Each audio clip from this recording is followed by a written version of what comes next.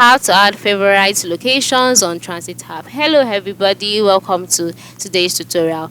In this video you will learn how you can add favorite locations on transit app. Yes, transit app allows you to save your frequently used location, and this is how to go about it. Just launch the app, and then once you're on the app's interface, click on the gear icon. But before I go further, I must let you know that I am currently in an unsupported region, and there are some things that are not available for me, but for you, if you are in a supported region, yours might not be like this. So after clicking on your gear icon, you'll be brought to the page where you see some options. Okay, at the top part of the screen, type on the middle slider option. Yeah, so after tapping on the middle slider option, you'll be brought to the my locations tab. So my locations tab, you can see the different location, so just go ahead and tap add location.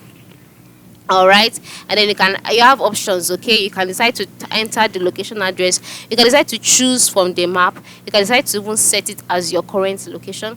And then after you've done that, just click on save, and then just like that, the particular location will be saved as your favorite. For example, now you can just enter in the address depending on how far or how close you are. So just select it this way, just like I'm doing, and then click on save location, and that location will be saved to your favorite. So that is it, very simple. Thanks for watching, have a good day.